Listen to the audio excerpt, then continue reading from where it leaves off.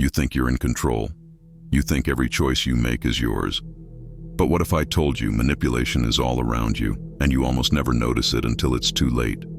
From the ads you scroll past, to the news you consume, to the words whispered by friends, bosses, and even lovers, every day, invisible hands are guiding your thoughts, shaping your beliefs, and bending your behavior. The scariest part, the more confident you are that you can't be manipulated, the easier you are to control. Manipulation doesn't usually come with chains or commands. It's quiet. It's subtle. It's designed to feel like your own decision. Marketers know this. Instead of telling you buy this product, they create a story, an image of the life you want. Suddenly, you don't feel sold to. You feel inspired.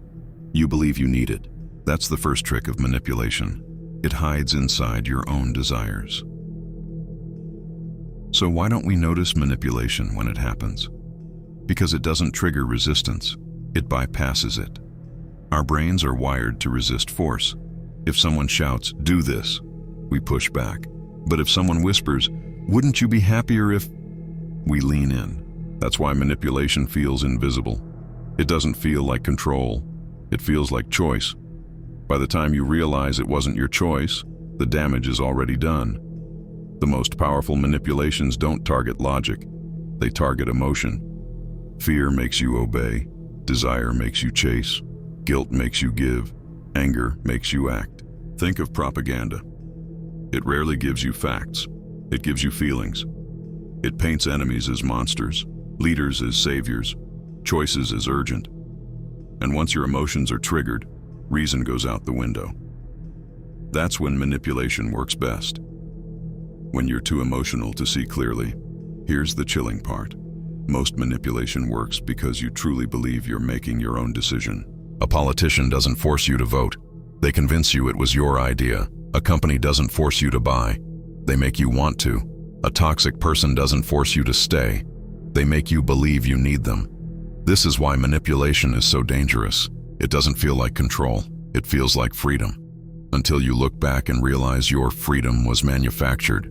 One reason you don't notice manipulation is because it often comes from familiar sources. We trust friends, family, authority figures, traditions, and institutions. That trust lowers our defenses, but manipulators know this. That's why they position themselves as one of us.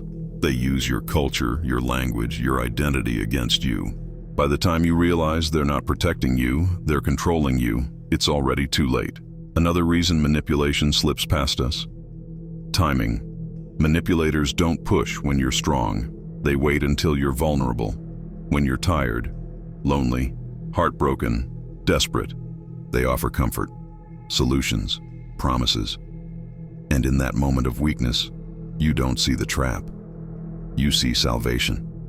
That's how cults recruit. That's how toxic relationships begin.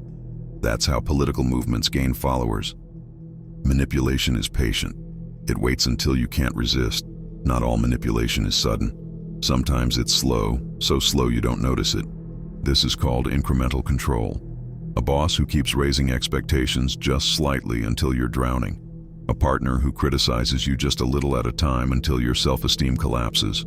A government that takes freedoms in tiny steps until you wake up with none. By the time you realize what's happening, you're already too deep to fight back. Here's another reason we fall for manipulation. It mirrors what we already want to believe. Confirmation bias makes us blind. If someone tells you what you want to hear, you're special, you're right, you deserve this, you drop your guard. Manipulators don't fight your beliefs. They feed them. They don't show you something new. They reflect back your own desires, fears, and dreams. That's why manipulation feels so real. It doesn't look like a trick. It looks like truth. So when do people usually notice manipulation? Sadly, only in hindsight. The moment you realize the politician's promises were lies, the moment you see the product never delivered happiness, the moment you recognize the relationship wasn't love, it was control. By then, the money is gone. The time is wasted. The damage is done. That's why manipulation is so effective. It hides itself until the trap has already snapped shut. So how do you protect yourself? How do you stop falling for manipulation before it's too late? Machiavelli once said, "Men are so simple, and so much creatures of habit that he who seeks to deceive will always find someone who will allow himself to be deceived. But you don't have to be that someone. Here's the key. Number 1, question everything. If something feels too perfect, too urgent, or too flattering, pause. Ask who benefits. Number 2, recognize emotional triggers. If you feel fear, anger, or desire being manipulated, step back. Number 3, value actions over words. Promises are cheap. Behavior reveals intent. Number 4, strengthen your self-worth. Manipulators prey on insecurity. The stronger you are inside, the harder you are to control. Manipulation is everywhere. It's in politics, in advertising, in relationships, in culture, and most of the time, you'll never notice it until it's too late. But once you learn to see the patterns, the spells start to break. You stop being the puppet and start cutting the strings.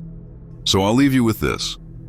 The next time you feel certain you're making your own choice, ask yourself, whose hand is really on the wheel?